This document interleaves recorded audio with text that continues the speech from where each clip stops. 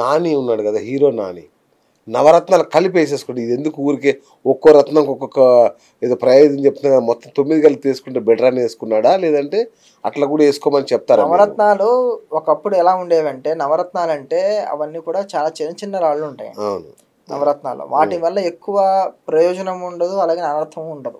అచ్చా, న్యూట్రల్ అది. ఓకే ఎందుకంటే మనకి ఏదైనా ఒక రాయి యొక్క పవర్ తెలియాలంటే మినిమం 1 క్యారెట్ పైనే ఉండాలి. ఓకే, అంటే 3 క్యారెట్లు అలా ఉండాలి. అవును ఈరోజు మార్కెట్లో ఇంకో విషయం చెప్పాల్సిన విషయం ఏంటంటే, చాలామంది 8 క్యారెట్లు 9 క్యారెట్లు రాళ్ళు వేసుకుంటున్నారు. అవును అవసరం లేదండి. ఓకే, అంటే ఇంత పెద్ద రాయి వేసుకుంటున్నారు వాళ్ళు, ఇంత పెద్ద రాళ్ళు. అవును అవసరం లేదు. ఓకే, మీరు మంచి రాయి, ట్రాన్స్పరెంట్గా ఉండే రాయి 3 క్యారెట్లు వేసుకున్నా చాలు. చాలామంది వాళ్ళు చెప్పేదంటే మీ వెయిట్కి తగ్గ మీరు రాయి వేసుకోవాలి అని చెప్పి, మీ హైట్ వెయిట్కి క్యాలిక్యులేట్ చేసి అంత రాయి వేసుకోవాలి అని చెప్పేసి. ఇప్పుడు రాళ్ళు అమ్మే వాళ్ళు కూడా ఇంత పెద్ద వేసుకొని చూపిస్తారండి వీడియోలలో. అవి చూపిస్తాను కదా జనాలకి అట్రాక్ట్ అయ్యేది. అంత పెద్దవి పెట్టుకుంటున్నారు. మరి వింతగా ఉంది అది. అంత పెద్ద రాయిలో అనేది అవసరం లేదు ఫస్ట్ ఆఫ్ ఆల్. ఎందుకంటే అలాంటి రాళ్ళు దొరకడం కూడా కష్టం.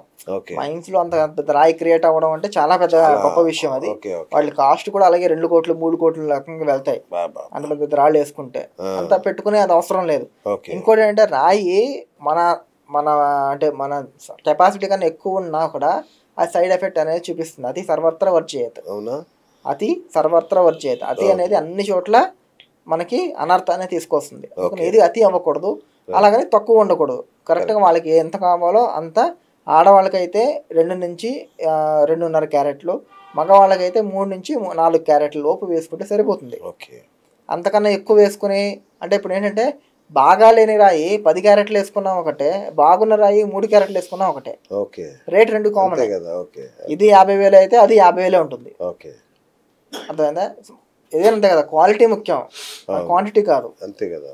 సో అది కూడా జనాలు దృష్టిలో పెట్టుకుని వేసుకోవడం అనేది మంచిది. రైట్ గురుగారు, ఈ మధ్య ఈ నవరత్నాలు వేసుకోవడం అనేది ఫ్యాషన్ కూడా అయిపోయింది. అంటే లైక్ ట్రెండింగ్ లాగా, అంటే ట్రెండ్లో భాగంగా కూడా వేసుకుంటున్నారు ఈ నవరత్నాలు.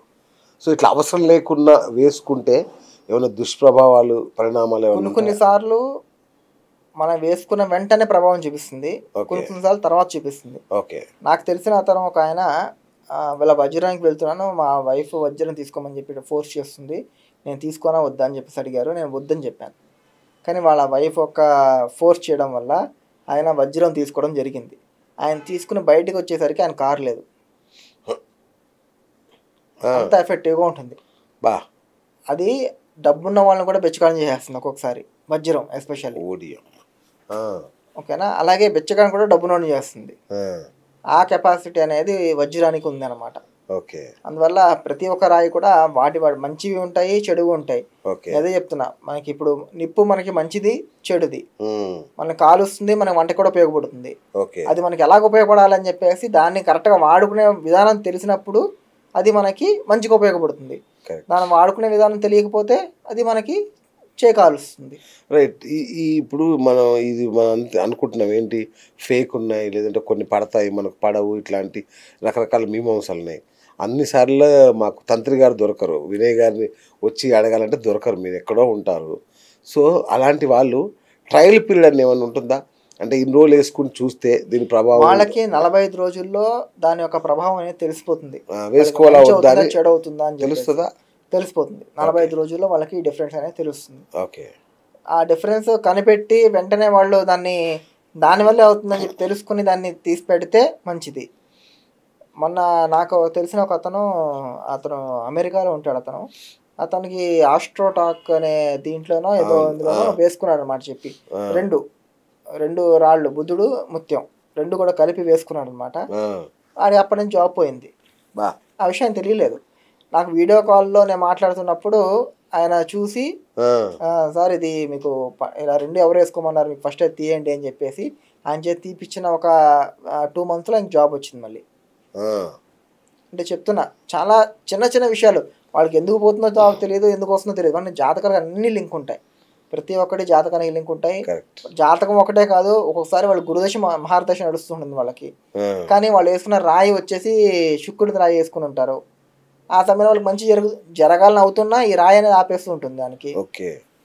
అలాగా అంటే మనం వేసుకున్న రాయి, మనం వేసుకున్న దశ, మన జాతక రీతి ఎలా ఉంది అవన్నీ కూడా చూసుకొని కరెక్ట్ సరైన ఆస్ట్రాలజీని సంప్రదించి దాన్ని వేసుకోవడం అనేది చాలా ఉత్తమమైన పద్ధతి. రైట్ గురుగారు, ఇంకోటి గ్రహ దశలు మారుతుంటాయి, గ్రహాల స్థానాలు మారుతుంటాయి. ఇప్పుడు అలాంటప్పుడు ఈ రత్నాల ప్రభావం కూడా మారుతుందా? గ్రహాలు మారినప్పుడు రత్నాల ప్రభావం ఎటువంటి మార్పు ఉండదు. వాళ్ళ జాతక రీత్యా వాళ్ళ కుండలి అనేది ఎటువంటి మార్పు ఉండదు కాబట్టి గ్రహాలు మారినప్పుడు కూడా ఎటువంటి మార్పులు అనేవి సామాన్యంగా ఉండవు. ఓకే. కానీ ఒక్కొక్కసారి ఏమవుతుందంటే చంద్రుడికి సంబంధించిన రాళ్ళు ఏవైతే ఉన్నాయంటే ఈ ముత్యం లాంటి రాళ్ళు మాత్రం కొన్నిసార్లు ప్రతికూల ప్రభావాన్ని ఇవ్వడం జరుగుతుంది. విన్నాను, చంద్రుడిదే మేజర్ గా ప్రభావం అనేది ఉంటుంది. ఎందుకంటే చంద్రుడి శుక్లపక్షం ఇవన్నీ ఉంటాయి, చంద్రుడు ఉంటాయి కాబట్టి వాటి మీద ప్రభావం దాన్ని బట్టి కూడా ప్రభావం మారుతుంటదని విన్నాను. సో మరి మారినప్పుడు రత్నాలు మార్చాలా మనం? మార్చక్కర్లేదు. దానికోసమే మనం జపాలు అవన్నీ చేసిస్తాం కాబట్టి అవన్నీ చేసి వేసుకున్నప్పుడు ఎటువంటి ప్రభావం అనేది దాని మీద చూపించదు. చంద్రుడు ఒక అంశం మనం దాంట్లో ఆవాహన చేసి పెడతారు. అందువల్ల చంద్రుడు ఎప్పుడు మనతో ఉంటాడు కాబట్టి అటువంటి చెడు ప్రభావాలు అనేవి కనిపించవు అనమాట. అట్లాగే ఆడరత్నాలు మగరత్నాలు కూడా ఉంటాయా? అంటే ఆడవాళ్ళు వేసుకునే రత్నాలు మగవాళ్ళు వేసుకునే రత్నాలు అట్లా అలాగే సపరేట్ అనేవి ఉండదు. రత్నాల్లో జాతిలోనే శిలాలు మన శిల్పీలకు ఉంటాయి కదా, ఆడ శిల్పం మగ శిల్పం అని చెప్పేసి శిల్పశాస్త్రంలో ఉంటాయి అన్నమాట. అలాగే రాళ్ళలో కూడా ఆడవి మగవి అని చెప్పేసి కూడా ఉంటాయి. ఓకే. అంటే ఏంటి ఉపయోగం వాటి వల్ల? అంటే ఉపయోగం అంటే రెండు ఒకే ఫలాలు ఇస్తాయి, అదేం పెద్ద ఇదేం కాదు. కానీ చాలా మంది కూడా తెలియదు ఆ విషయం కూడా. వాటిలో కూడా ఉంటాయి అన్నమాట, జాతిలో కూడా ఉంటాయి. అట్లాగే ఏ వయసు నుంచి చేసుకోవాలి? చిన్న పిల్లలు ఈ రాళ్ళు వేసుకోవచ్చా ఈ రత్నాలు? చిన్న పిల్లలు అంటే వాళ్ళకి జవాబుదారీ తెలియకుండా రాళ్ళు వేయడం వల్ల వాటిని బాగొట్టుకునే అవకాశం అనేది ఎక్కువ ఉంటుంది అనేది ఒకటైతే, ఇంకోటి వాళ్ళకి 8 సంవత్సరాలు వచ్చేంత వరకు ఎటువంటి గ్రహాలు కూడా ఎటువంటి ఫలితాలని ఇవ్వవు. ఎటువంటి ఎక్కువ వాటి మీద ఎఫెక్ట్ ఉండవు అని చెప్పేసి 8 సంవత్సరాల పిల్లలు దేవుడితో సమానం చెప్పడం వల్ల, అలాగే ఒక ముని శాపం ఉండడం వల్ల కూడా ఆ 8 వయసులో ఉన్న పిల్లలు చేసే పాప పుణ్యాలన్నీ కూడా తల్లిదండ్రులకు వెళ్తాయి. అందువల్ల పిల్లలకి అవసరం లేదు. వాళ్ళకి 12 ఏళ్ళు 13 ఏళ్ళు వచ్చిన తర్వాత కూడా మనం రత్నాలు వేయడం అనేది మంచిది. రత్నం వేయడం అనేది సేఫ్టీ. రైట్. మనకు ఒక రత్నం వేసుకున్నాము, దానివల్ల దుష్పరిణామాలు జరిగినాయి అనుకుందాం, తెలిసింది మనకి.